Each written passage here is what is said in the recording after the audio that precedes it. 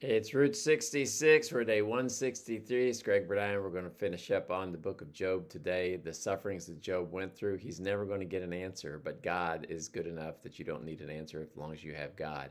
So we got some chapters here today, 39, 40, 41, and 42 of Job. So let's kick it off with God's conversation with Job. In chapter 39, God challenges Job with nature's wonders. He continues to ask him some questions, pointing to some of the animals like a mountain goat, a wild donkey, an ostrich, a horse, an eagle. Each one displays God's wisdom and God's power, and they're unique, and God made them all, and they're all different. The message: Job didn't create or control any of these. So how can he challenge God? In Job chapter 40, Job's first response to God: I am unworthy. Remember, all this time he's saying, man, if I ever get an audience with God, I'm going to tell him, I'm going to ask him some questions. He has no questions. He says, I'm going to keep my hand over my mouth. I can't say a thing.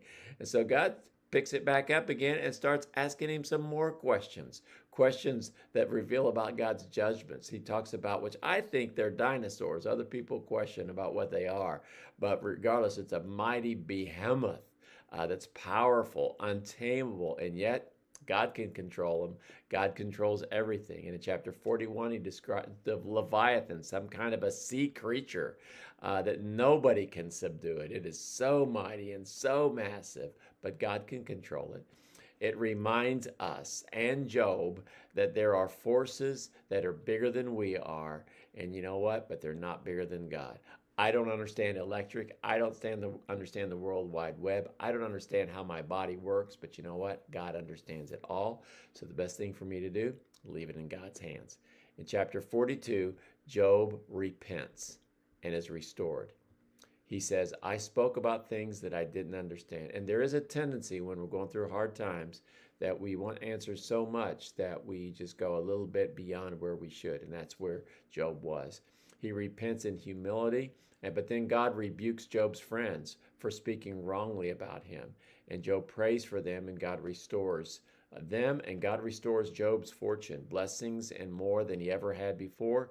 And he ends up with more children, and everything is all fine. But he still doesn't have an answer to his questions, but he does have a deeper understanding and a better relationship with God. So some lessons that we can learn from this. One lesson is God's wisdom is far beyond ours, and that should bring us some peace. Uh, just like a child doesn't understand as much as a parent, and this is even further, we don't understand as much as God. God didn't give Job all the answers, but Job was fine without all the answers as long as he had God. That we just need to realize that there are mysteries in life that we will never understand, but God knows them. True worship, this is the second lesson. True worship comes from humility, not having all the answers. We think that we've got to have all the answers when people, ask about God, or even some of the people that wonder if there is a God, and we think, oh, I got to give them a right answer. No, we don't. Humility before God, that's the best thing. Job, his suffering was horrible, but it brought him to a place of reverence and worship to God, and that's good. A third lesson is God can redeem any suffering and even use our suffering to bless other people. Job was restored. His friends were restored. It's a testimony of God's grace and what God can do through people and even through suffering. And so I hope that this story of Job helps you in whatever you're going through.